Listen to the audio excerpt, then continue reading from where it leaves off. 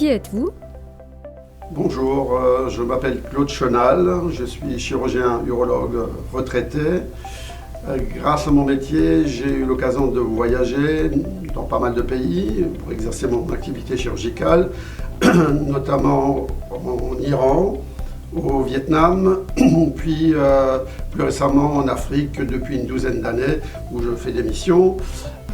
J'ai aussi profité de ces voyages pour faire beaucoup de photos parce que c'est également une activité que j'aime beaucoup. Voilà.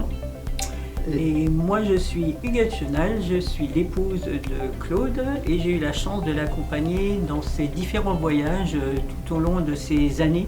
Je l'ai accompagné tant à la fois pour le voyage mais aussi pour ma profession, c'est-à-dire m'occuper des enfants, ce que j'ai eu l'occasion de faire à plusieurs reprises. Y a-t-il eu un voyage qui vous a particulièrement marqué? Alors il y a un voyage qui nous a beaucoup marqués tous les deux, c'était il y a plus de 40 ans maintenant. J'avais 26 ans, Huguette en avait 25 et c'était pour moi le moment de faire mon service militaire et j'ai préféré opter pour la coopération et c'est ainsi que je me suis retrouvé en partance pour l'Iran, à Tabriz, dans le nord-ouest de l'Iran, avec Huguette. Pendant normalement une période de 2 ans. Après, ce voyage ne s'est pas du tout déroulé comme on le pensait au départ.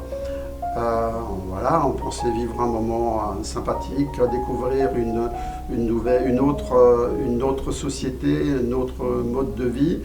Et c'était en 1978 et c'était le début de la révolution iranienne avec le renversement du Shah d'Iran et l'arrivée de Khomeini. Nous étions là-bas à cette époque-là.